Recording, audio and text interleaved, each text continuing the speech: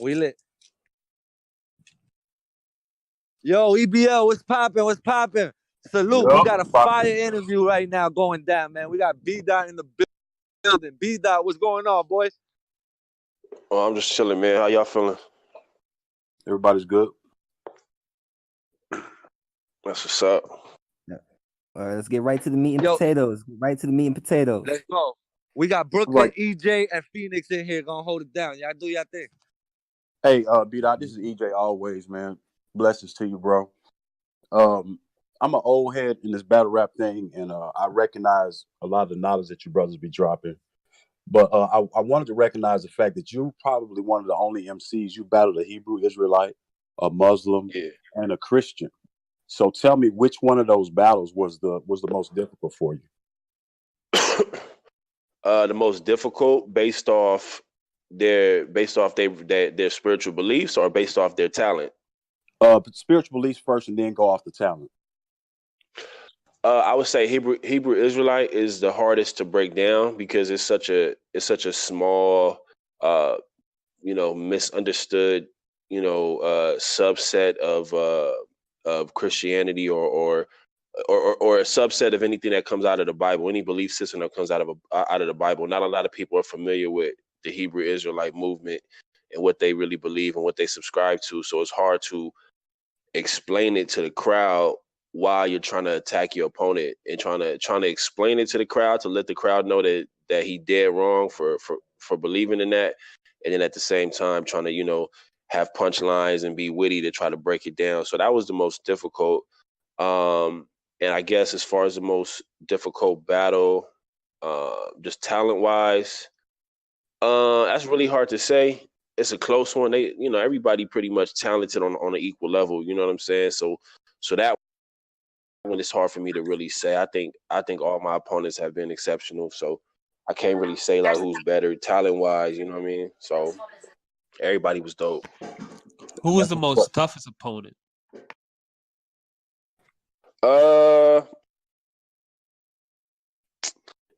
I guess I would have to say JC or Verb, because either JC or Verb, just because their experience, their ring generalship, you know what I mean? Like they know how to appeal to the crowd, you know what I mean? They know how to do their thing on a professional level. And that kind of shit just comes with experience. There's really nothing you can teach yourself. You have to go through it. Verb had his back against the wall and had nothing but away games his whole career. So it's nothing to him to get on any stage and perform well. And I think JC does an incredible job at crowd control and really selling his bars to where, he kind of makes them hit with the crowd. You know what I mean? So those were the toughest because, not to say I think my material was better than both of theirs, but I think they did a better job appealing to the crowd. Right. So you think sometimes that your message is overshadowed by the fact that some people don't really understand what the message is. Like for someone like me, I've studied Hebrew Israelite, Muslim. So when I hear the bars, or even when I hear the Christian related stuff, it doesn't go over my head. So when someone will judge and say, Los 1-2-1, and I'm like, not really, because from where I'm standpoint, if you just go off, or if you always want to judge things off of what's real, then know what's going on. No, he didn't win, but that was always the argument. So do you feel like sometimes, just like Jay-Z said, he dumbs down his stuff for his audience? Do you feel like sometimes you have to simplify your message in order to get your point across? Well, in actuality, to keep it 100 with y'all, man, I shouldn't be battle rapping. You know what I'm saying? Like battle rap is street shit. Battle rap is gun bars. Battle rap is disrespect. That's what battle rap is. So I can't complain about that. You know what I mean? Like if I want to come into battle rap to impart wisdom, to say something positive or whatever, or to be a conscious battle rapper, then I got to take my L's. I got to take my licks and bruises because I'm coming into a sport that's not designed for me to prosper in the first place. So it's like, why would I complain? It's like if somebody threw a concert with all like the mumble rappers, you know what I'm saying? The fucking Lil Yachty, Lil Pump, blah, blah, blah, blah, all the Lils, and they do a fucking concert. And then I get up there and then I do some positive, conscious songs. I can't be mad when the crowd just looking at me, like I'm stupid. Like, they get the fuck off the stage. You know what I mean? Because I came into their arena. I came into their concert, their tour, where the crowd bought tickets to hear mumble rap, and I'm coming to spit like conscious shit. It's the same thing with battle rap. I'm getting on these cards, and these battle rap fans is buying the pay-per-view and buying the actual ticket door sales, and coming to the event to hear gun bars, and they hear gangster shit, and they hear, shoot 'em up, bang, bang, I'll fuck your bitch, I'll do this, I'll do that. That's what the crowd is coming to hear, man. So, when I get up in there, I just want to have healthy conversation, and I want to be comfortable with myself and who I am as a man. You know what I'm saying? Like, when I get off stage, I want to be comfortable with whatever I said, because to me, art is supposed to imitate life. Art is, especially black art, especially hip hop. Hip hop is supposed to depict what we are going through in our communities, in our life. And although it's battle rap and it's supposed to be competitive and competition, I still try to use it as a way to still talk about what's going on in our communities, and still trying to, create a conversation outside of the norm. So, when I get off stage, or when I look back on my battles, I just want to be comfortable with whatever I said. I don't really care if somebody say I lost, I got 3-0 or whatever. Like, I have to expect that. Like, that's part of the game that I've entered into. You know what I mean? So it is what it is. Right. And understanding that, talk about, I know, like, I like to, when I interview people, I like to ask them questions that maybe somebody else wouldn't ask.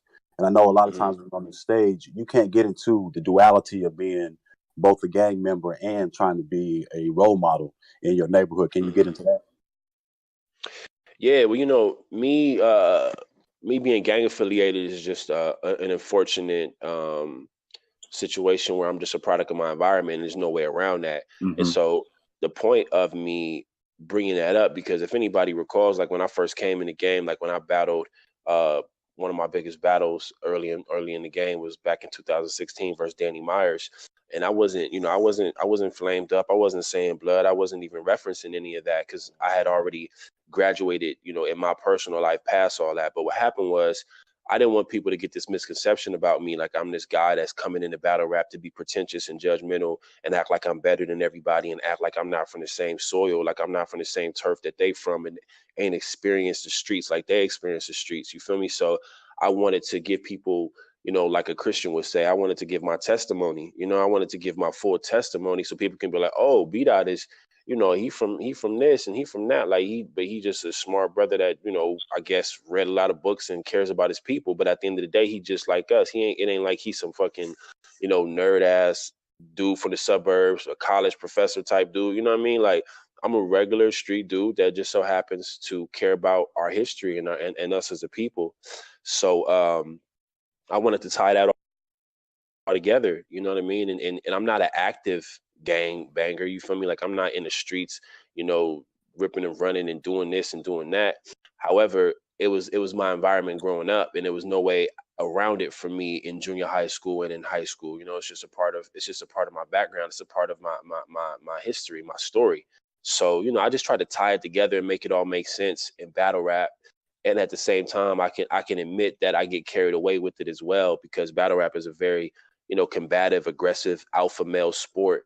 So sometimes it just naturally comes out of me, when I'm coming up with material, because I know the dude across from me ain't really built like that. And so I want to remind him of how I'm built.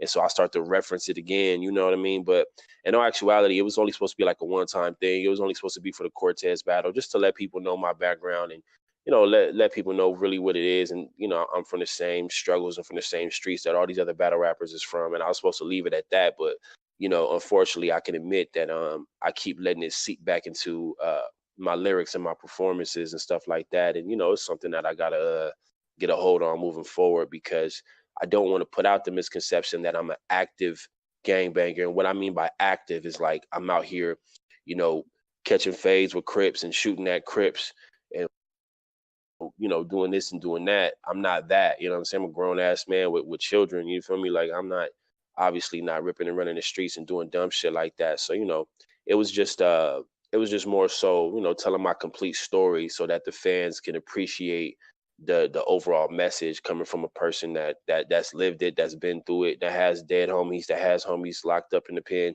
that could tell you, like, I experienced all that, and I'm here to tell you all that shit is not what it is. You know what I mean? We need to be about this Black unity type shit. So, I just feel like my message would be more well received if people really knew my background. Facts. And so, what would you say the biggest difference between, like, say, Hebrew Israelites and, say, the Moors and Pan Africanism?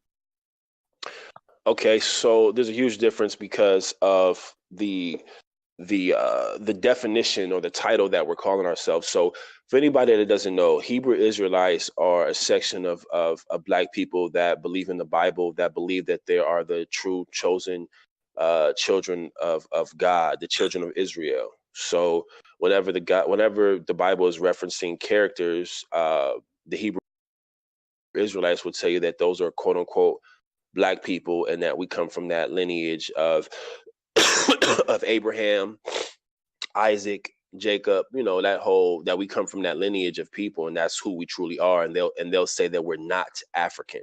They're anti-African. And actually, I spoke about that in the JC battle. When you go into the Bible, when you look at the story of Noah and how the supposed flood that happened, and then Noah's children went out to populate the earth. You have Japheth, you have Shem, and you have Ham that went out to supposedly populate the earth. And Ham is supposed to represent the African nations, and Ham's father, either his father or Canaan or Ham, one of them saw Noah drunk, and then they were cursed. So as the story goes in the Bible, the lineage of African people are supposed to be cursed. Go ahead. No, you can jump in, brother. It's all good. I was saying, I believe the version was he looked upon his father's nakedness and his father cursed him. Right. That was what is what was supposed to be the root of us having such black our skin being so, our complexion being dark and our anatomy being lengthy, to that effect. Right, there you go. So that's that's the Hebrew Israelites, and then you have the Moorish movement. Obviously, is more of it's more of a nation-based movement. They're claiming that we are the descendants of Morocco, and that we have our own nation, and we should be claiming sovereignty over here in America. Not only are they saying we're from Morocco, they're also saying we were here before the transatlantic slave trade. So they're saying that there was no slave trade, that millions of Africans were not shipped from West Africa over to here. They're saying that we've been here, and we're part of the Moorish Empire, and we need to claim our birthrights to this country because we have them, and we should claim sovereignty and separate ourselves from the United States of America, and say that we, pretty much establish our own America because this is our land, and yada, yada, yada. Me, myself, I'm Pan-African. I practice Pan-Africanism, which is the idea and the concept that Africa as the motherland with all the resources needs to be unified. All the countries need to be unified.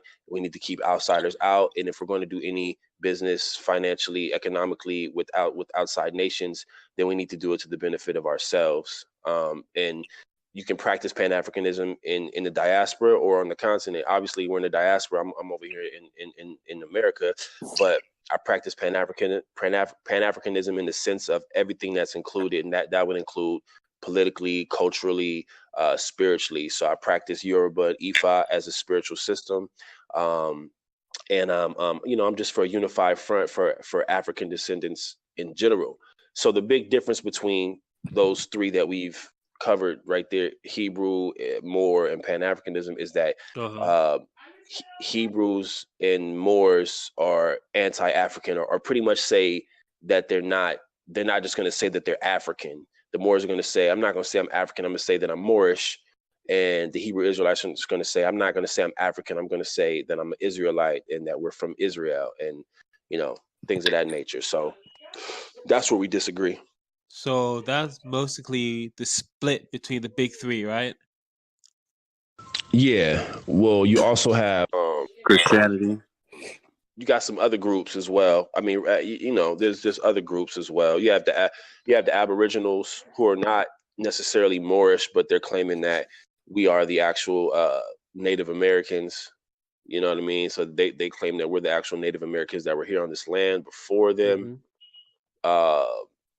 You have what else do you have? You have Hebrew Israelites. You got Moorish. You got 5% Nation. Nation of Gods and Earths. That kind of stems off of the Muslim Nation of Islam, which is another movement you have, all under the umbrella of the conscious community, if you will. Okay. Yeah, so you have all these movements. I mean, you have like me as a Pan-African, I represent every culture that came from from Africa, from modern day cultures all the way back to cultures of antiquity. But then you have people that are locked in on certain things. Like you have like people that really practice ancient Kemetic like culture, like they dress like that and they do all that. You're not gonna find me doing that. You know what I mean? I respect to all of them, but you're not gonna find me doing that. I feel like we've created a culture for ourselves here in America, and that's the culture I'm going to practice as far as like the way I talk and how I carry myself and what I wear.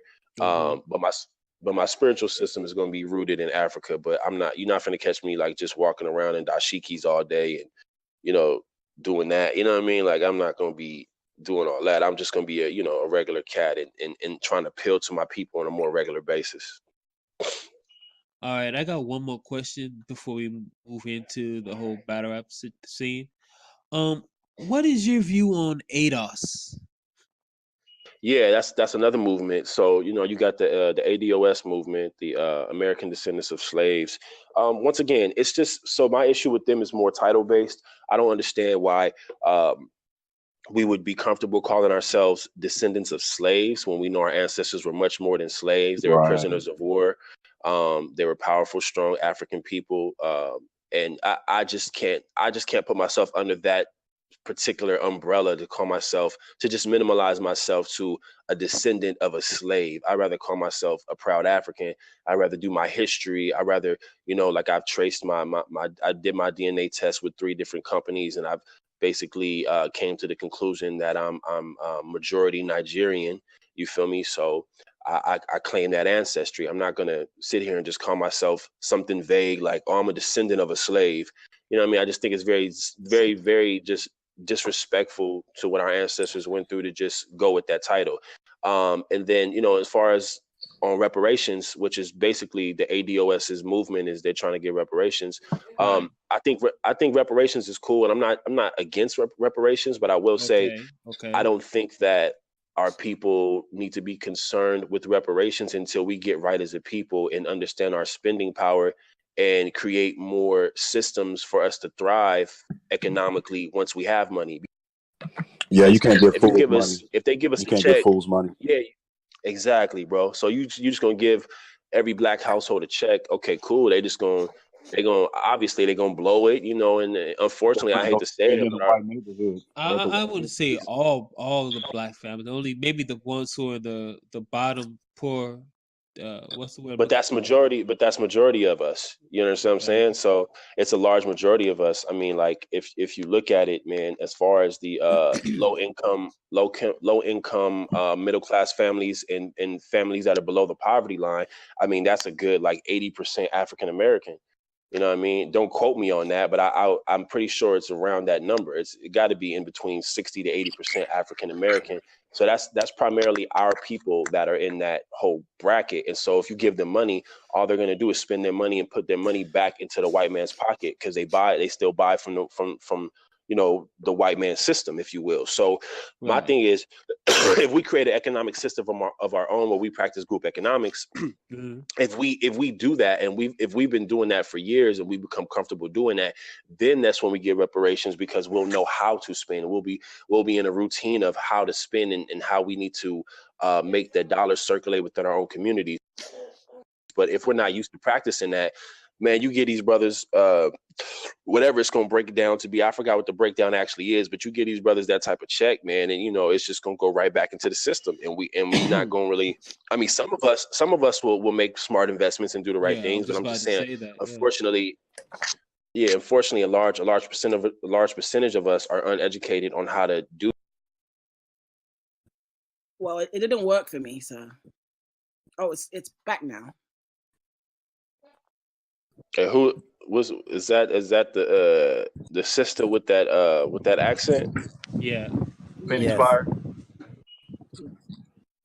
All right. Okay, go on. Anyway, have y'all finished asking him the questions? Yeah, that was pretty deep. I wish I could go further, but I guess we have to keep this interview going. Yo, the All the right, bot then. is Go back. ahead, Phoenix. It's all yours. All right. Hey, V-Dot. I How are love you? your accent, Queen. Love your Thank accent. you. Thank you. That's because she ain't from America. I just wanted to ask you, you and Geechee Gotti, you had like Mhm. a dope fire 2-on-2 against Marv One and Quest McCody. So are Mhm. we gonna see that battle was dope, by the way? Fire. I wasn't Thank you expecting so that. much. Are we gonna hopefully see more of you two together? And if y'all got a name yet? As far as a name, we have. I'm not sure if you're familiar with our group that we have. It's kind of like me, Geechee Gotti, Daylight, Yeah, Ilmac, Danny Myers, yeah. I Disaster. just listened So to your track. That track was fire. Fire. I about thank to you say, so shout out much. to your song that just dropped. Ilmac, you, Yeah, Geechee, and Y'all Daylight killed it. Fire. All of you. Daylight is one of my thank you. favorite rappers. So anyway, but yeah, y'all killed it. Thank you Well, so go on. much. Yeah, Daylight is incredible. Yeah, so LSC is pretty much the name of the group. So I think we're kind of gonna go with that name, to with the 2-on-2 stuff too. I think we're kind of just gonna use LSC, which stands for Left Side Connection. So Okay. Right. yeah, I think we might just go with that name. And so it's interesting when you ask me about the 2-on-2 again with Geechee because unfortunately, I'm just not as active as Geechee is in the battle world, and Rum Nitty's a lot more active. Like Rum Nitty battles like a lot, Geechee battles a lot. So I think Rum Nitty and Geechee are actually gonna do a Okay. 2-on-2, and I think it just makes more sense because it probably it's probably better for like branding, like for URL. They probably, it's easier to brand like two battlers that are always out there Out battling. there. Yeah, I understand. Yeah. No, that's Yeah, true. so I mean, I would love to. I would love to if they call me. If they call me and they want me to do a 2-on-2 with Geechee, then Yeah. absolutely. But I'm I not think you sure guys had a if. really great rapport. Like seriously, like you really bounce off each other well. It worked. It really worked for me anyway. But Yeah, yeah, thank you. I thought so as well. I thought we had great chemistry. Thank you so much. definitely. I was gonna say, hold on. What persona of yours do you prefer? Street dot or conscious dot? Conscious thought, conscious man, because I'd be quite honest with you. This I have to go into a certain place mentally to bring out that street guy, Yeah. because we put him away a long time ago. You know what I'm Yeah. saying? So I lost him when I was like 20, 25, 26 years old. And a lot of people don't know. I just came in the game, but I'm not a youngster. I'm 33 years old at the moment. So Yeah. um, I let that old guy, that wild, young, reckless guy, he kind of died off around 26 Okay. years old. So it's kind of hard Understandable. to conjure him back up. You know what I'm Yeah. saying? Because I'm not in that mental space. Yeah. No, I understand. No, that's good. You can't be living that lifestyle and you're getting older. You have to like learn from shit, No, So that's a fact, and that's what I tell people. I was just having this conversation last night. We were actually all in the studio last night, by the way. Me, Geechee Gotti, and Ilmac. We're working on some more records for okay. our album, and they were asking me about battling, and I was telling them the same thing. I was like, it's hard to compete with these youngsters. You got guys like Twerk. Twerk is like 25 years old. Yeah. So they Wow. still in Okay. they still in the streets. He's like Yeah. 25, 26. So they're Yeah. still young and they're still running Yeah. around. They're still They still learning can things about learn. themselves. Yeah. Mm-hmm. You know what I'm saying? So it's easier for them to be really aggressive and really Yeah. combative because that's the state of mind that they're constantly Yeah. in. So I completely it's hard understand for that. me to put myself in that mind frame to get in the ring with people that are constantly in that mind frame. I'm at a Yeah. disadvantage when I come in and I'm trying to like kick knowledge about some new stuff I read in the book. Meanwhile, my opponent was just in the street last week, having a shootout or something. You know what I mean? So it's like Yeah. they come in the ring with that same energy while I come in the ring with a different energy. So it's interesting. Yeah. Okay. Well, that's interesting. So Um. what's going? How come you haven't battled Twerk yet? I'm just not on that level, humbly speaking. I mean, these guys are putting in work, man. I battle like once, twice a year, and these guys are battling like 10, 15 times a year, you know what I mean? So I just think it boils down to my place in battle rap culture, my branding, how many times I battle, you know, stuff like that to be deserving of a battle like Twerk. You know, obviously he's a monster. I think Twerk and Geechee are pretty much the faces of URL right now.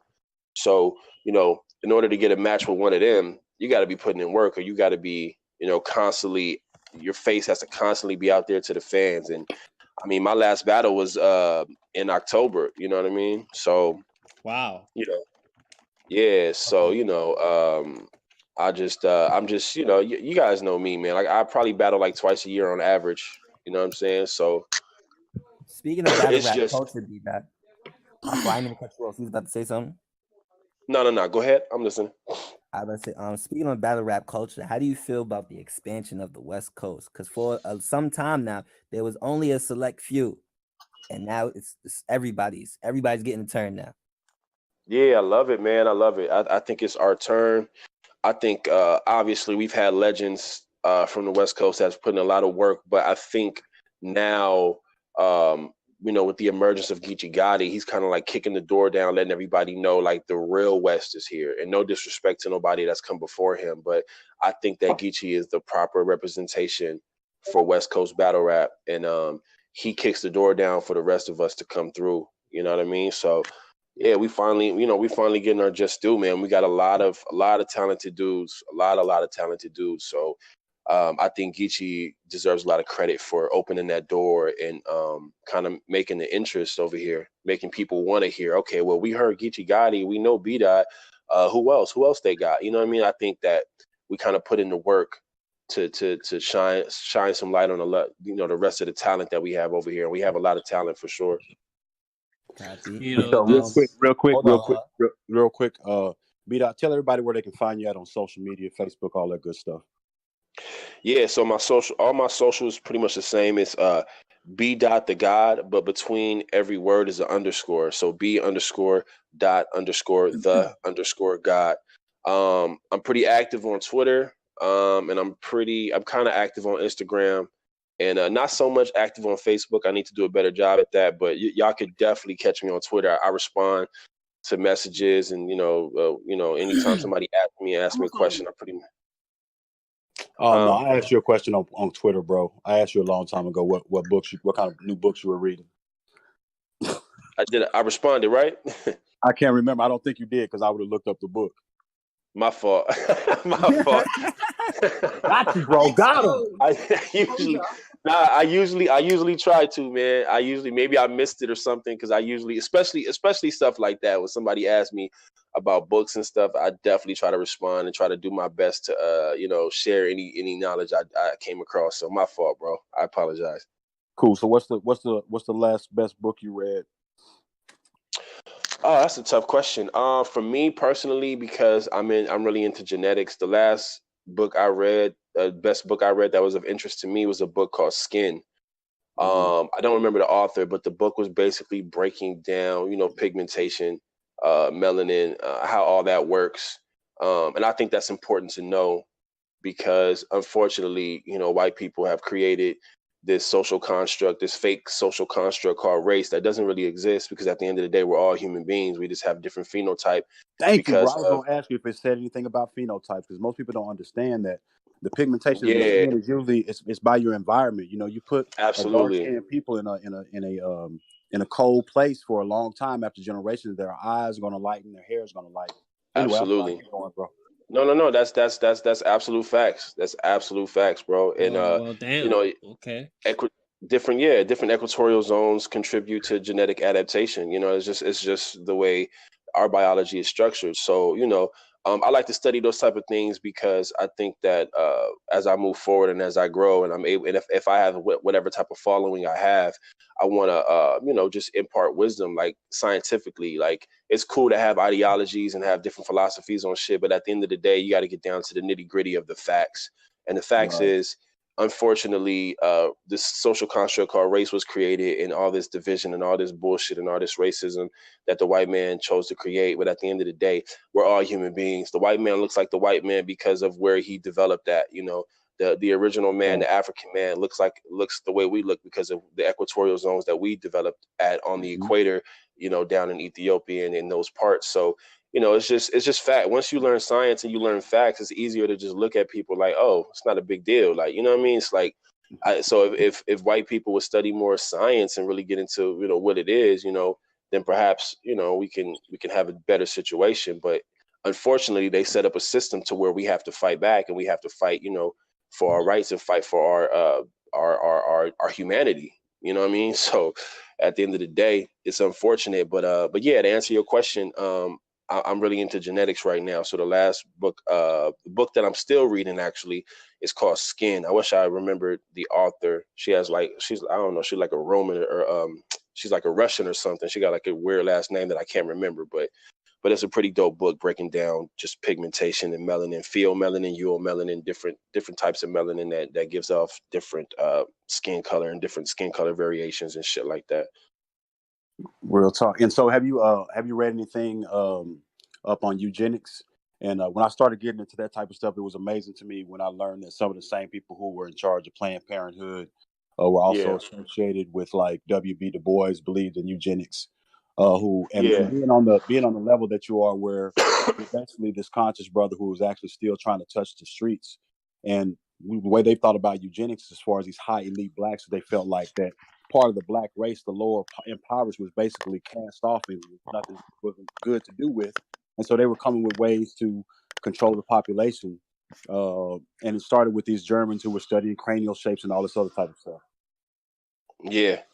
No, yeah, I won't lie and say that I've went into depth and detail and read a lot of books on eugenics, but I definitely came across enough, you know, like information on it to really to understand the wickedness and the evilness and what they was trying to do. Now, what you just said is information to me. I didn't know Du Bois believed in eugenics. That's crazy. I gotta definitely. A lot of our black leaders who were so-called elitists, they got into the sororities and the fraternities and sororities and the Those boulets and stuff like that. boulets, yeah, the Greek sorority for They went to the same type of classism in order to fit in. They were kind of agreeing with the elite counterparts. Well, yeah, maybe those people are cast off, and we just need blacks who are of this certain ilk in order to bring the race up. You know what I'm saying? As opposed to trying to educate them. Wow, I did not know that. You know, So that's I where the often have. that's where the whole basis of fraternities and sororities come from. Because what I always tell people who are in fraternities and sororities, I don't have any problem. I never pay for friends, but I'm just like, they take oaths to Greek gods. So if you're so much of a fraternity or a sorority for uplifting the blacks, why aren't you at least praying the African gods? You know what I'm saying? Or taking your oaths Big to facts. African gods. No, that's big facts, bro. I be saying that shit all the time too. I say that all the time, and I always get the argument of, oh, you know, it's about unity and camaraderie amongst our brothers, and I get that part of it, but you're doing under a Greek guise, so it's like you still paying homage to unity under false pretenses. Like. Yeah, exactly. Yeah. That whole Exactly. kumbaya thing don't make sense.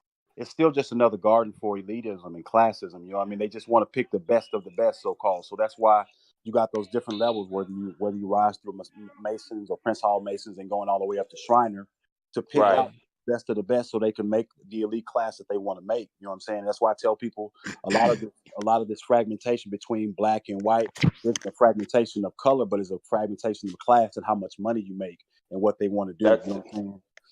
That too. Yeah. Absolutely. It's definitely a combination of both, I believe. But yeah, absolutely, bro. You're absolutely right.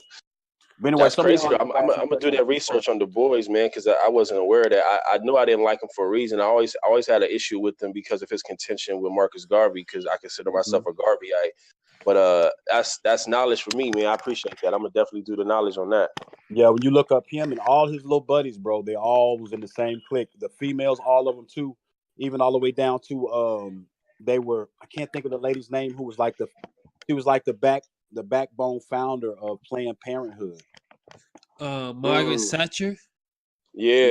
I heard of her. Yep. But she was really deep into eugenics, and so she got a lot of them into the study of it, and all of that came from that old German Nazi thinking about people's head cranium shaped certain ways. And true enough, the way Mm-hmm. someone's head shape can't tell you what region or what, you know what I'm saying? Like you can look at someone's Nigerian and be like, okay, you look Nigerian by the shape of their Right. head, you know what I'm saying? Or Right. Mexican or whatever, what have you. So there is some truth, but a lot of times they try to use that to say, well, this person is only capable of knowing this type of information, or their education Yeah. level can only be this because of a certain size of their brain or structure or something like that. That's all facts. Absolutely. Yep. So what's your next battle you got coming up, bro? Man, I don't know. There were some talks about T-Top. I was going through some shit, man, and just some real life shit back in like December. They had reached out about T-Top back in December, but I couldn't take it at the time. But I still believe that that's on the table. T-Top.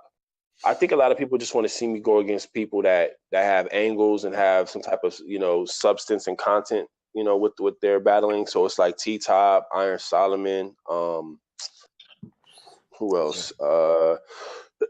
They've been talking about some new guys too, which is interesting to me because I mean shit, when I was a new guy, wasn't nobody trying to give me no big battles on URL, you feel me? But anyway, you know, you got the new guys like not for real though, you feel me? But it's all good. But you got new guys like everybody. I keep on Twitter. I keep getting hit with the Ace I Mean dude. Yeah, He just had a PG. I don't know if y'all seen him. Yeah, I never heard of him. Yeah, I heard him. He's kind of good. He's up. Yeah, I'm giving him the push right now. He's He's dope. dumb. Yeah, he's talented. He's talented. So people have been throwing that out there. So I don't know. I mean, I personally probably T-Top T-Top will probably be my first choice, you know, just out of respect. I think he's dope. Obviously he's a vet. He's a million view battler. He's put in a lot of work. He's also a friend of mine as well. We have a, you know, cool relationship outside of battle rap. So I probably would think T-Top. The next time I get back in the ring, it'll probably be versus T-Top. I can see you battling T-Top more than an Iron Solomon. It just doesn't sit well. I don't see that being marketable. To be honest, I'm tired. I'm so tired of the angle that I would have to take against, like, you know, like white people. Like I think I pretty much buried it. You know what I'm saying? Like I buried it. I was just going down the list of what people, you know, say they want to see me against. But personally, I don't want to battle Iron Solomon. He's my friend outside of the ring, first of all. And secondly, I just don't want to. I don't want to do the whole, oh, you're a fake Jew, blah, blah, blah, blah. You're Ashkenazi Jew, blah, blah, blah, blah, Khazarian Jew. I don't want to do all, you know what I mean? Do the history of all that. Like, I just don't want to do that. I just feel like that's knowledge. We pretty much, everybody knows that. I think versus JC touched on it against him a little bit.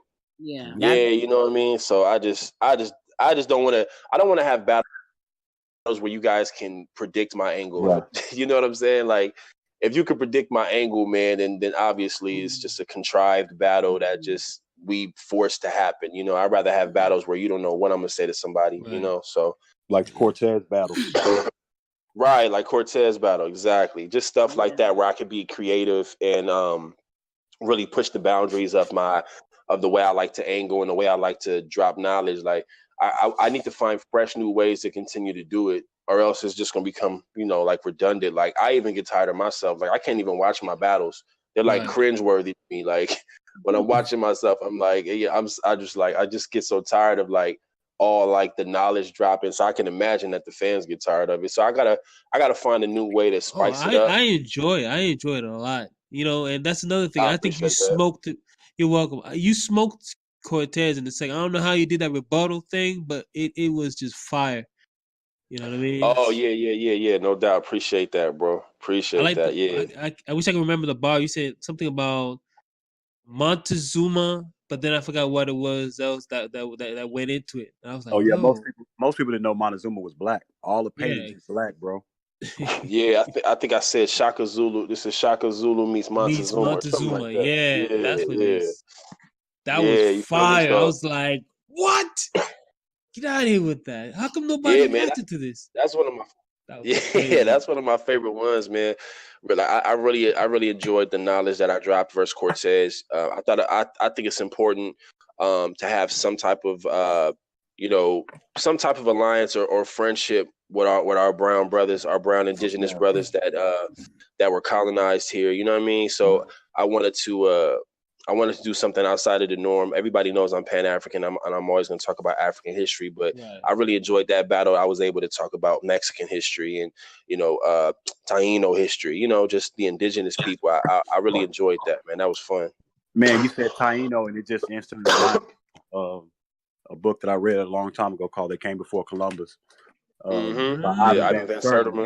And, man, when he talked about how Columbus systematically, within the process of 10 years, killed 1 million Taino people either through disease, suicide, or you know, slavery, and and the fact that was just on one island, and then for them to say that nobody was here before then, like, how could you have all these people on one island and think that North America and South America were uninhabited by anyone, or that it was a small population of people? Right. Yeah, exactly, bro. I mean, you know, I'm sorry. In that book, it showed how the currents were already moving, like the slave trade. They already moved where the currents coming right out of Africa flow right to South America, to those islands. It was all, and we were coming here before Columbus was, all the way back in like 1201 or something like that, bro. Right. Yeah. No, that's true. I read that. Yeah, I read that book. That's probably one of the first books I came across, man. Like back when I started to, you know, wake up and come into consciousness, if you will, back in like 2010, 2011 or something like that, man. Shout out to Ivan Van Sertima, man. Peace to the ancestors. Thank you. I was just about to ask, who's the name of the author? Ivan Van Sertima. Ivan Van Sertima. That dude is from a small island, bro. He's from Trinidad, a small island. Not Trinidad. It's not Trinidad, but he's from a small island, and how it works is the best student on that island gets a full ride scholarship every year, right? And so you have to try. He tried like 7 or 8 times to be the best student until he was the best student, until he finally got to go to college over in England. I didn't even know that. That's incredible. That's dope. And then, you know, now when he sits and he stands in front of people, it's almost like battle rap when you've heard him speak, when he shoots down other scientists and their misinformation. You know, man, it's almost like he's battle rapping. Like, how could you put that in your book when you know such and such and such and such so and so, and you'd be like, he was a beast when it came to that shit. Like, there's a video of him uploaded. I forgot the name of the person who uploaded the video, but you can watch him and he just breaks down the whole science, the history, and everything. He's one of our great ones, man. Definitely one of our great ones. Question, B dot. There was talks a couple months ago about LSC versus Jersey, which Smack has low key already been starting. Who falls on your plate from Jersey?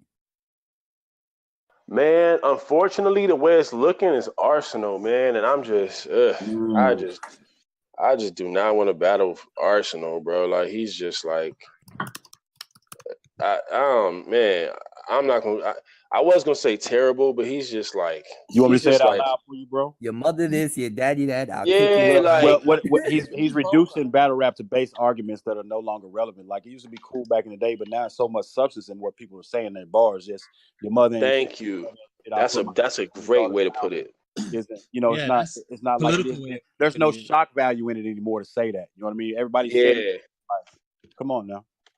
That's a great way to put it, man. That's a perfect way to put it, man. He just raps, man. He just says whatever he wants to, whatever rhymes. He just is gonna rhyme it. I'll fucking shoot your mother in the face, and then I grab your daughter and do this. And okay, bro, like, you know what I mean. So unfortunately, the way that I seen some of the matchups lining up, it was leaving me with Arsenal. And to be honest, depending on if my brothers really need me, like if Geechee and Disaster say, nah, we need you to do it, I'll do it. But I'm not really interested in battling Arsenal, bro, at all. Like, I don't have any interest in battling him, bro. Like, I just think it'd be a waste of time. I'd rather see you battle somebody like O-Red from New Jersey. I mean, O-Red, I understand, I'd rather battle O-Red, you know what I mean? Somebody like O-Red. See, now I gotta play devil's advocate. I mean, Arsenal is probably the most viewed battle rapper of all time, next to another person we don't need to mention. But that would be a good resume to have on your list, on your play, especially if you beat him. Yeah, you know, from that perspective, yeah, you know what I'm saying. But once again, I would I would only do it if you know, knowing that I'm battling Arsenal. If I were to battle Arsenal and knowing that it would be a lot of views, I would have to take the opportunity to impart some type of wisdom. Like I wouldn't want to, you know, just waste that opportunity. If that's gonna be the most viewed battle I ever get, then I would have to find a way to like drop knowledge, because that's all I'm really here to do. You know what I mean? So I don't know. I'll have to really think about it, man. Just off the top of my head, though, I'm just not interested in battling Arsenal because I'm just not a fan of what he does. You know what I'm saying? I'm more of a fan. I'm definitely a fan of O-Red. I think he's incredible. And You know, I mean, look what he did to Beloved. I mean, you know what I mean? You think that'd be like a thing you'd want to go after? You know, I mean, to beat the guy that beat. I mean, he lost, bro. He lost that battle. You think he lost against Lux? Really? Yeah, You know, he B Dot lost, not gonna bro. say Lux lost. Come on now. Okay, I'm not gonna say the Sensei lost. Come on, man. Exactly. How do you feel when people compare you to Lux, B-Dot? I'm over it now. In the beginning, you know, I'm always an honest person. Like, there's nothing for me. There's nothing embarrassing by saying I'm influenced or inspired by someone. You know what I'm saying? So, in the beginning of my career, I was definitely influenced and inspired by him, and I think that it came out too much in my early battles. You know, I think I've progressed obviously now to more of like my own, you know, my own way of doing something that I was inspired by. You know what I'm saying? So I think I'm my own man. I think there's no comparison between us. I think we rap totally different. I think that my content is way deeper and way more knowledge based, way more factually credible. You know what I mean? Like I'm actually like going into the history and stuff. So he doesn't do that. And I don't think that he has any interest on doing that. So I think there's a big difference now, but I'm not mad at anybody, you know, that was drawing the comparisons early in my career. I get it. You know what I mean? It makes sense. So I never was mad about it. Is that the reason why you called him out? You know, it's a thing, like as men, right? Like if somebody gonna keep saying, "Oh, you a fake Loaded Lux, you a fake Loaded Lux," the only way I can shut them up is by saying, "Okay, put him in front of me so I can show you the difference." That's the only thing I can say. You know what I mean? Like I can show you the difference. Like he's phenomenal. He's one of our greatest. However, if you put him in front of me and it becomes, you know, the most famous in the recent years, the thing that he was the most famous about was kind of like dropping knowledge on Calico, right? So if you put him in front of me, he's going to know that I'm coming there to, like, you know, dismantle him on a historical basis or on a factual basis or something like that. Right. So he would have to meet me in that arena. You know what I mean? And if he tries to meet me in that arena, he's gonna have a long night. Low key, I feel like Lux picks opponents that he doesn't have to do that. Like he picks a Calico, or he picks someone like that isn't going to be, as far as a knowledge lyrical person. Because like what Lux does, he touches on a lot of surface value things, like things that are general popular understanding, like, okay, well, Jesus is black, or, you know, the Black Panthers or whatever. And he puts that in his bars and he makes it intricate. And the way he does it is pure poetry. But when you say as far as what's really conscious and what's really truth, or going in depth in what's really is history, I would say that you go more in depth in your verses than a Loaded Lux would. Right, because I mean, you have to come from a standpoint, like you have to come from a base of ideology, and Lux has never been like forthcoming with that. Like honestly, we don't know. And somebody made a joke about this in one of their battles. It might have been Clips, I believe. We don't know if Loaded Lux is Christian or Muslim or Pan-African or whatever Clips. Or more.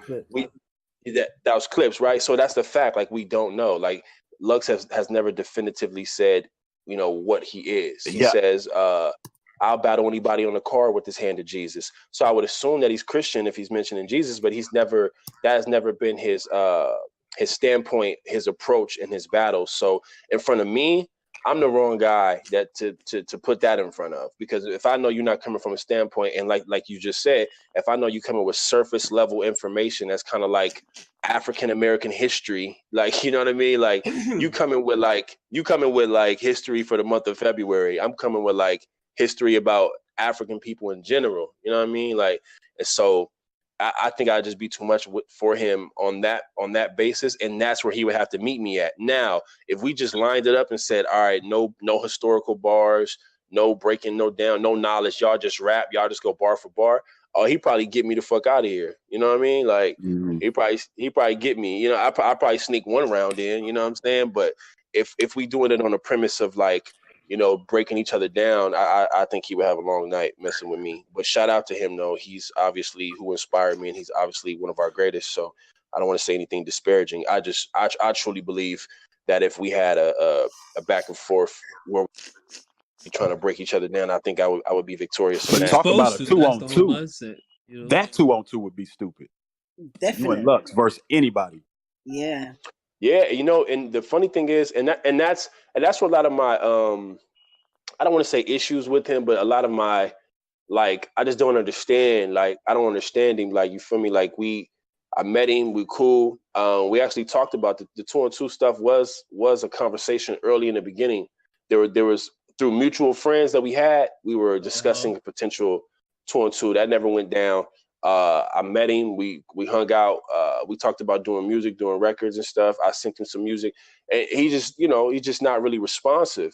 And so that's where a lot of my thing about me, bro. Like if I meet someone and we build a rapport and we cool, I'm just gonna expect like, you know, that's what we are. But I don't half-ass people. Like if I meet somebody and we dealing and they like, yo, we should do this and we should do that. If I don't want to do it, I'm gonna just be like, I don't want to do it. You know what I mean? Like, or if it's gonna take me a while to get to it, I'm gonna just let you know, like whatever, I'm busy, whatever. But I don't feel like he gave me that type of I don't feel like he gave me that type of conversation. You know what I mean? So it's just kind of like it's just a weird vibe between me and him now. You know what I mean? It's like I don't know how to explain it, but shout out to him though, man. I think obviously he's one of our GOATs, man. So he deserves nothing but respect. I just coined it. Go ahead. No, DJ. I was saying I coined a phrase for what Lux is. He's politically conscious. Like you don't know what he is. He's just. I'm not super right-wing Christian. I know what's up with the black stuff, but you can't really nail me down on what I am. Right. Good way to. Yep. That's another good way to put things, man. Yeah. You got some great perspectives, bro. For real. Bro, I'm 46, bro. I done walked around for a minute. Oh, okay, brother. You got the voice of a young 25-year-old, brother. So that's dope. I'm trying to hang with the Don't be lying to him, B-Dot. We'll never hit the end of this. Brooklyn's just mad because he still sounds 17. It's all good. Don't start the roasting. But anyway, B-Dot. So who would you like to battle? Like I said, T-Top. I honestly want to battle. Here's the thing, right back to what we were talking about earlier. I want to battle one of the East Coast Blood gang members because I think there's a conversation. Yeah, I think there's a conversation to be had. So somewhere down the line, like a K-Shine. That was an inside joke. Why you say that? Why you say inside joke? Well, because the battle with Geechee Gachi versus K-Shine, he was all ragged up. I ain't never seen him with a flag on me. Oh, yeah. Exactly. I mean, no disrespect. I don't know the man because I like, I'm affiliated. I never really tell people what my affiliation is every once in a while, but that's just because my OG always told me, like, hey, you the type of dude that you can move in a circle that I can't ever move in. So just keep your cool. You know what I'm saying? Mm-hmm. And so he was always on some building stuff. It was never from, we did our dirt. You know what I'm saying? It was never on, you know what I'm saying? It was always on some bill stuff. You know what I'm saying? No, that's how it should be. And that's dope. Those are the real big homies. Cause I got the same type of big homies. They tell me that, like, be that you smart, whoop, whoop, whoop, do that smart shit. Like, stay out of this street shit. But yeah, I would just K-Shine, Twerk, whatever, like all the guys that represent that. I think we would have a good conversation. So, I mean, that's somewhere down the line, you know what I mean? But I think for right now, if I get back in the ring this year, I probably just got my eyes on T-Top, to be honest with you. Right. And I just thought about something you said earlier. Go ahead, Brooklyn. I just remember something you said earlier. You said you got the call for T-Top in December, and you couldn't do it because of life shit. Yeah. Mm-hmm. So clean paper was technically your fault. That's an absolute fact. I was supposed to battle T-Top on that. That was a volume, right? Yeah, volume 4. Mm-hmm. Yeah, I'm gonna keep it a buck with you. Yeah, I mean, we was going back and forth. I was telling Smack and Bees. I was like, let me see, man. You know, I was moving my family. We had moved to Arizona for a little bit, so I was moving my family to Arizona, and it was just a lot. I was just like, I don't know if I could focus and come up with these rounds while I'm going through all this. I'll let y'all know. And I was kind of stalling. And then last minute, I was like, I can't do it. And then next thing I know, they announced Clean Paper. So yeah, that was definitely like Clean Paper was definitely like a reserve. You feel me? Late substitution. That was definitely supposed to be me to keep it a buck with y'all. Yeah, poor QP. He got 30 bad. Yeah, he got smoked. So he got 30 on short notice. Yeah, he got 30 on short notice. Yeah.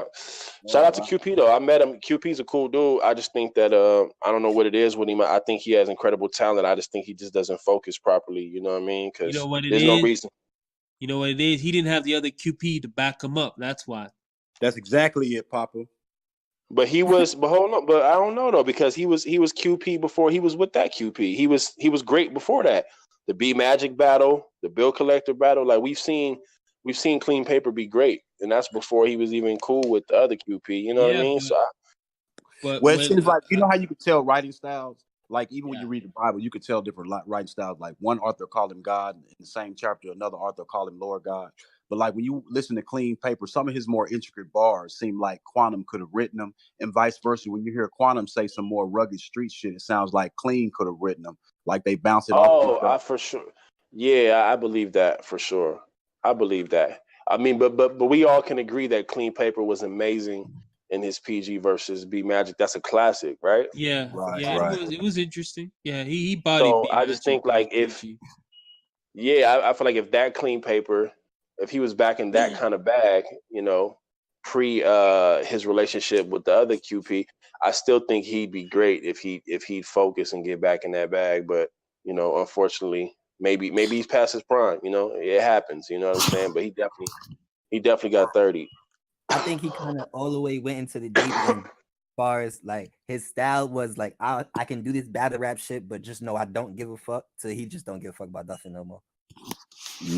I think sometimes that's a front, man. I think a lot of brothers do that low front, man, just because, you know, honestly, they just can't compete anymore. You know, they can't when your opponent's hungrier than you and more focused and more determined, you just gonna try to, you know, write it off as you know, I really don't care. But imagine if he would have went in there and smoked T-Top or beat Twerk or beat somebody else that he faced. He'd be on cloud 9 and he'll be, you know, feeling himself and feeling confident. That's more of like an after effect after you lose. Oh man, I don't really care about battle rap. You know what I mean? Like that's what brothers do after they lose. Even I'm guilty of that. You know what I mean? Like I'll come up like I left the I believe it was the JC battle. I left the JC battle like, man, I'm about to just focus on music. Wow, you know what I'm saying? Like effective? It happens. Yeah, but well, that particular battle, you know, not JC as an artist and as a battler, but that battle rubbed me the wrong way because of the crowd.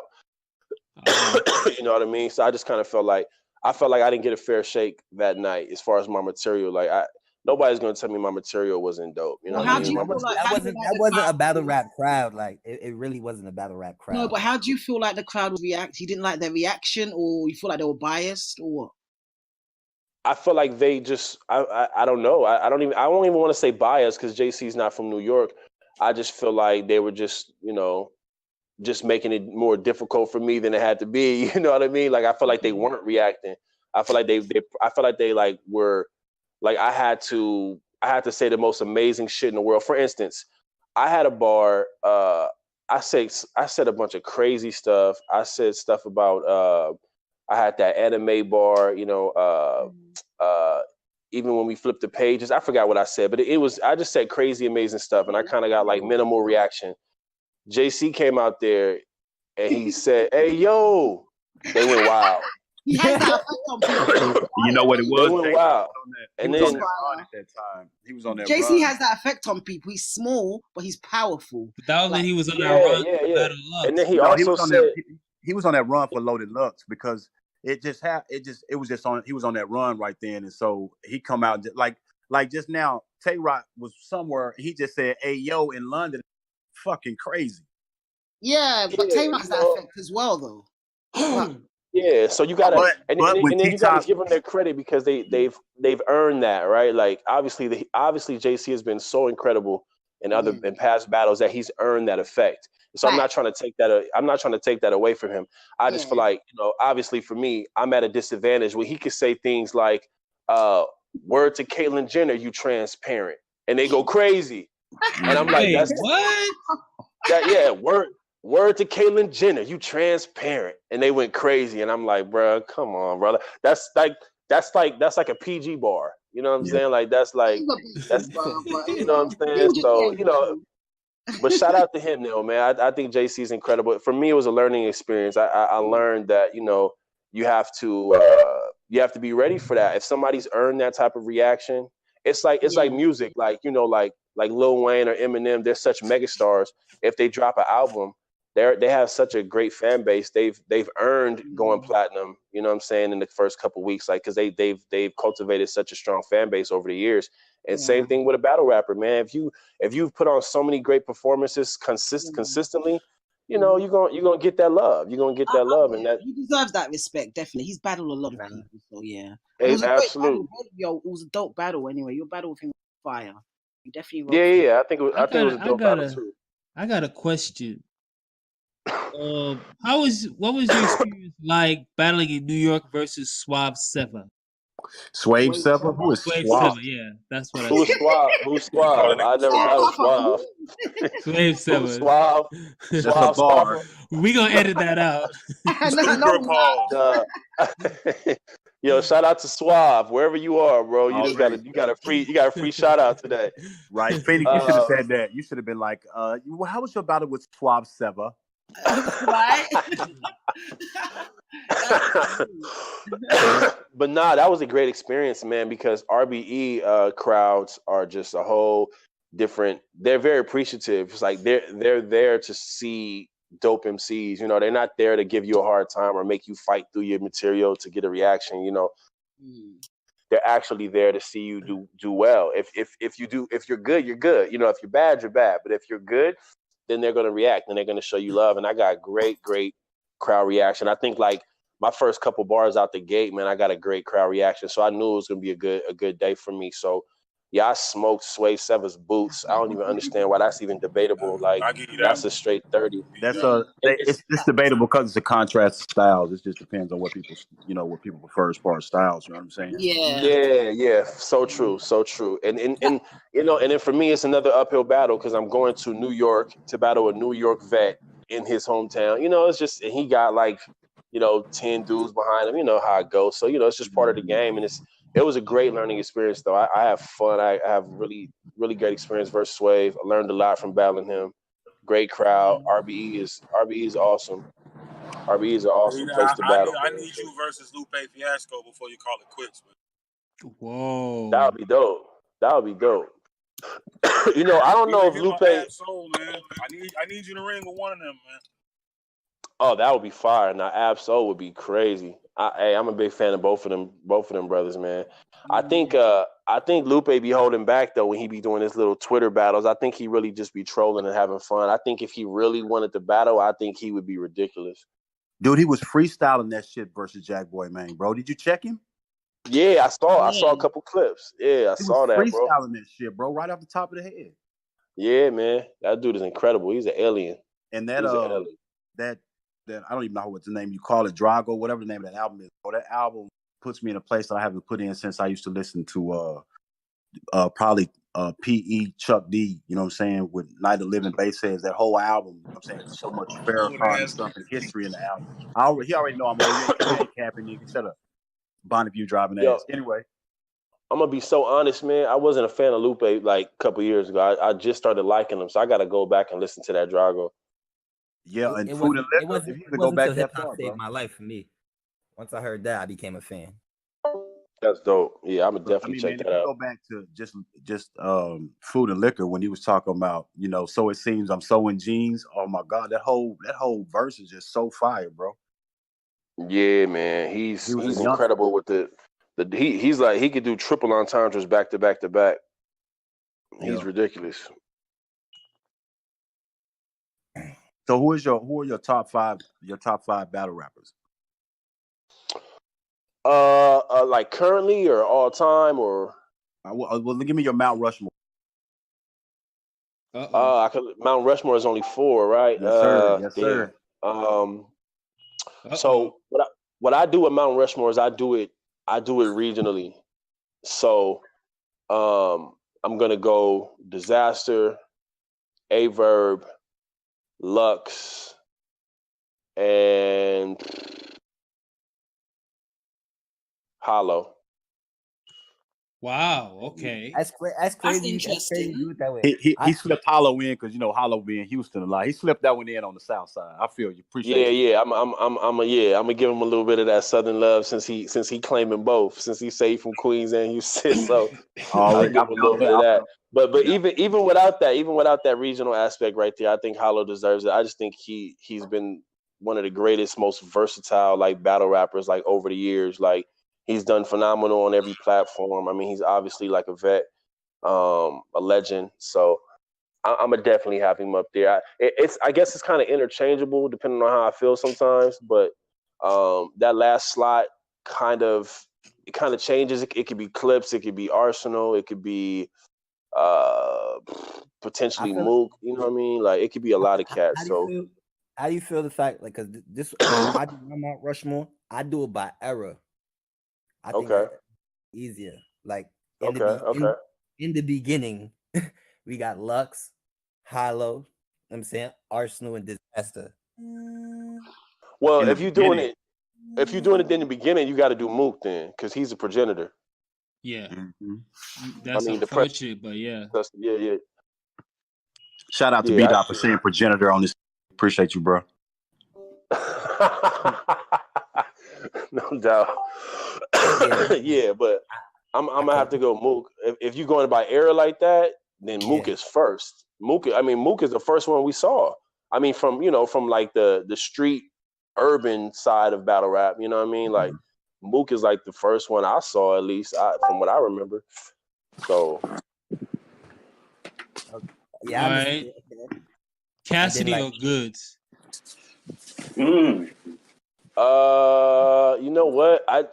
This is crazy. I'm gonna say this, man, but I just think Cassidy just has some type of like I can't lose. Like he got the battle rap gods on his side. Like I don't know what it is. Like I've never seen that man lose a battle. I never seen him lose a battle. Lifespan.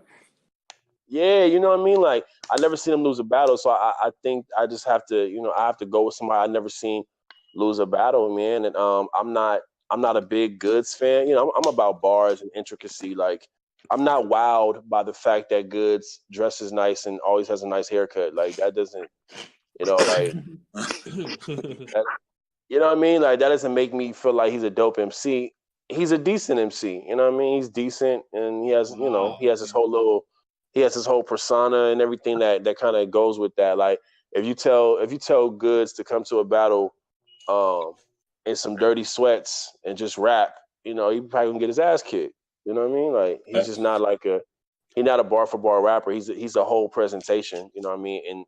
And that's a talent within itself. I'm not trying to take nothing away from that. That's a talent within itself. But it's just at that point it's he sticks to what works for him.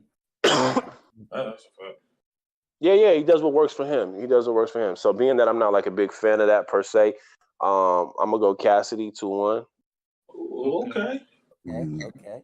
I don't think that URL stage is gonna bring something different out of Cassidy. It's just a feeling I got. Yeah, I believe it too. And then I from what I heard that's just a great crowd down there. It's a great crowd down there in Houston, I heard. So it's like, I'm sorry. They're gonna be in Atlanta. I'm sorry, they're gonna be in Atlanta. But even the South in general, like it's just great crowds. Like they're appreciative. Great crowds in the South. I battled Loso down there in Atlanta. That was a great crowd. So I feel like they're gonna be very receptive to Cassidy. Well, the thing about the South, we always had to listen to everybody's music. Who wins the rematch? There was never any hate. K-Shine and Tay-Rock. Say that again. Mute your mic, please. Who wins the rematch? K-Shine and Tay-Rock. Yo, whose background is that? Oh, that's a tough one, man. That's a tough one. I'm gonna go Tay-Rock with the slight edge, 2-1. Facts. Did you watch their first battle? Yeah, absolutely. Yeah. Love that. It's a classic. Okay. Absolutely. I think Kayshawn, between the two of them, it's interesting that I have Tay-Rock winning, but between the two of them, I think Kayshawn is the one that's actually progressed more. Like he's actually gotten better, and he has a lot of different like arsenals in his whole little presentation now. He's just a different excuse me, he has a lot of more weapons in his arsenal, excuse me. But he just has more that he can bring to the table. But I think Tay-Rock, bar for bar, pin wise, is a better writer. So and I think that battle is gonna come down to who actually wrote the best material. So I got Tay-Rock with the 2-1 slight edge. But hold on, Kayshawn has a stronger performance than Tay-Rock though. So what if Yeah. Kayshawn But pulls it off? Yeah, that's true. But some of them bars, man, some of them bars that he be acting out, I don't know. Me personally, I don't go crazy for him because I'm actually just listening to like, well, if I just read that on paper, would it still be dope? Or is it one of them bars that you have to act out for it to be dope? You know what I mean? Like that's just me though. But I get it from a general fan perspective. They just want to be entertained, and whatever you bring to the table to entertain them, they're for it. But me, I'm like a bar for bar guy. I'm listening to I'm listening to your style, and I'm listening to your presentation of as far as like who you are, like your brand, and if your bars bar for bar match that, and if you wrote them like just on a dope like intricate level, and I'm a fan of Tay-Rock. I think he does. I think he executes that well. So yeah, Kayshawn is a hell of a performer. That's why I say slight. You know what I mean? I'm not even saying like a 2-1 definite. I'm saying Tay-Rock's slightly. Oh, okay. I think Kayshawn is gonna have some crazy shit, but I got Tay-Rock with the slight edge. Okay, I get you. Thank you. The next battle on that card, you know what I'm saying, I don't think we have to go over because it's T-Top and Rum Nitty. I don't believe we have to ask for your prediction for that. Rum Nitty with a 30. Wow. Okay. That's hilarious. Yeah. I don't know, man. Once again, though, I'm an angler, right? So I angle people, and so since I angle people, I respect other anglers. T-Top is one hell of an angler, so I don't know what trick he has up his sleeve, but if he has a good angle, he could put up a fight. If he doesn't have a good angle and he doesn't really have anything to say about Rum Nitty, and if it's just a bar for bar thing, oh my God, then yeah, I mean that's bad. That's a rum 30 for sure. If it's just a bar for bar thing, definitely. So I don't know. That's gonna be interesting. It's gonna be interesting to see if T-Top has some type of trick up his sleeve, but we'll see. So who do you have winning? This is Lollipop asking the question. Rum and T-Top? Yeah. I have Rum winning. Yeah, I got Rum winning. 2-1, 3-0, what? I'll be safe and say 2-1. Once again, if T-Top does not have an angle at all, if T-Top does not have an interesting angle and he's just trying to like rap and go bar for bar, then Rum Nitty 3's up. So B-Dot, let me ask you this. One of the first books I read as a youngster, when I got kind of woke up to some different things going on, was the autobiography of Malcolm X by Alex Haley. Yeah, one of mine. And in there, Malcolm X has a famous saying where he says the ends justifies the means. So I get the sense that even though you're battle rapping, what is the overall means of what you're doing, or what you feel like your mission is in life? Well, once I became conscious, I kind of felt like my mission with my talent, was to honor my ancestors and pretty much dedicate my talent, dedicate my music career and anything that I was going to do with this talent of rapping to them. So my mission has always been, whatever I do musically, artistically, what can I do that's in honor of my ancestors? What can I do that's going to make them proud and happy, and make whatever trauma and pain that they went through somewhat worth it? If I was able to come from that lineage, if I was able to descend from them, wherever they may be, that's a whole different spiritual conversation. But wherever they may be, if they're able to see what I'm doing or feel what I'm doing in any fashion, then I hope that I'm making them proud. I hope that their pain and their trauma is somewhat worth it at the end of the day. If anything, I mean, obviously we can't say anything is that anything is worth going through on that level, but I just want to represent for them. That's pretty much it, man. I just dedicate my music. Like, I'm about to put out an EP and I'm about to put out an album, and both of those projects are the content is heavy with the same type of material that I battle rap with, because I just I'm just doing it for them. I'm doing it for them, and I'm also doing it to inspire our generation and the generation to come. Just to do the research and just to delve into it, and just to be proud to be African. Like, we come from Africa, bro. Like, that's just the bottom line. And just be proud of that. It has a rich history, and we've also created a rich history for ourselves here in America, and that's cool too. But just don't ever forget where you come from, and be proud of your ancestors and your heritage and your lineage, man. That's pretty much what I'm trying to do. Cool. So you said you have a EP coming out. When are you dropping that? ASAP, man. I was gonna drop it this month. So I'm dropping it. You guys are familiar with Avocado, right? That shoots all the battle rap Come on now. stuff. Yeah, we know who he is. You Yeah. trolling us, All man. right. You trolling us. No. I just wanted to make sure. So I teamed up with Avocado in his platform, Ruin Your Day, which, by the way, I have a podcast on too. I'm not sure if y'all seen that, but yeah, I'm on board with Avocado and his YouTube channel, Ruin Your Day, and I'm going to release it. I'm gonna release my EP through his channel. But we just put out the Ruin Your Day Volume 2 project, which that song "Fuck Everybody" was featured on. Yeah, so we put that out. Yeah, we put that project out, and so I'm kind of letting that linger and do its thing before I come back with mine. I don't want to drop my project. Yeah, distracting all that. So probably like mid-April, I would say. Mid-April. I'll probably drop my EP, and then my album, which I'm like 60% done with right now. I got to get back in the studio to finish it up, but I'll probably drop my album like hopefully June, July. More realistically, probably like August, September. But those are my goals, man. Those are definitely what I'm shooting for. Shout out to Avocado. I don't miss a Ruin Your Day watch. Y'all niggas is hilarious. You, Geechee, Ilmac. Yeah, that should be fun, man. That should be fun. How did that even come about, man? I don't know. That's Avo's idea, man. Avocado's idea, man. I was just happy to be a guest, and I think there's really good chemistry between me, Geechee, and Ilmac and Avo. So it's always fun when I'm able to do it with all three of those guys, man. It's I don't know how Avo came up with it, man, but it's a genius idea. It's dope, man. Fun. Yeah, Geechee's probably the one that stands out the most on that show when you have him Absolutely. on that show.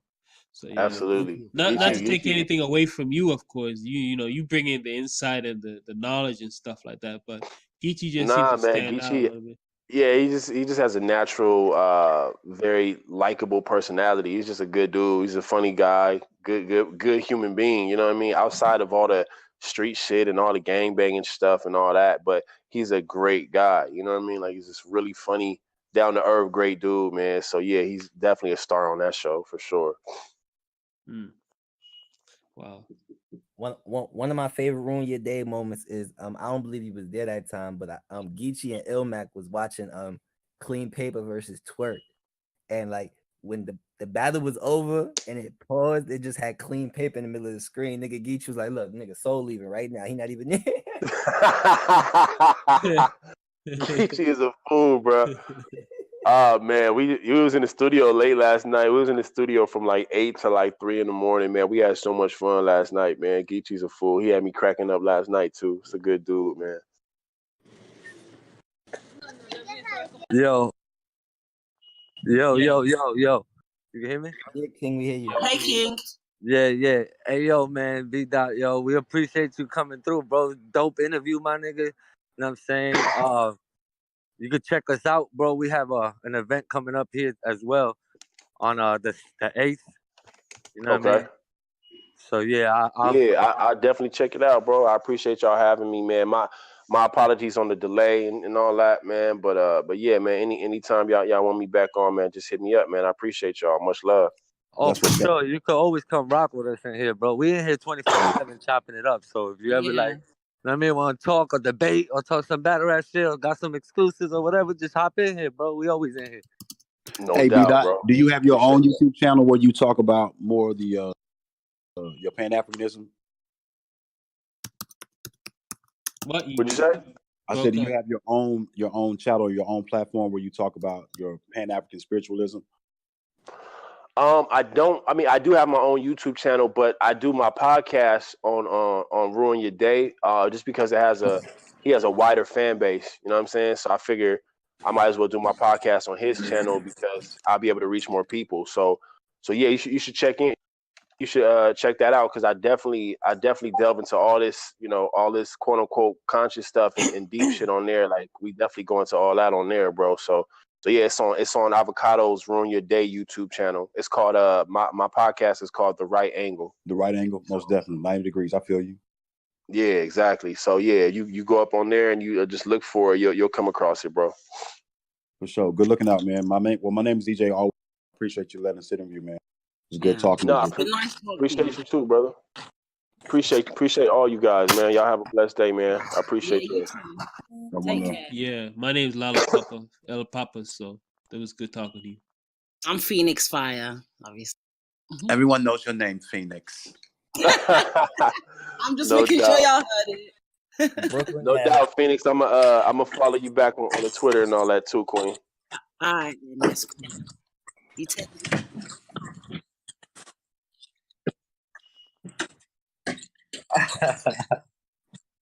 Yo, and Vida, I'm gonna send you some footage, bro. It's like so you can listen to some of the battles. Yo, one time I spoke. Yo, matter of fact, I seen you in what's up, bro. In Strike 2.5. I was over there. I said what up to you and shit when you was out here in Jamaica. Yeah, he had that glitter tracksuit on. Yeah. I was out there with Tony Bro and shit. So yeah, so I'm. No doubt. Appreciate y'all, man. I'm gonna send you some footage though. You heard? Appreciate you. Got you. Salute.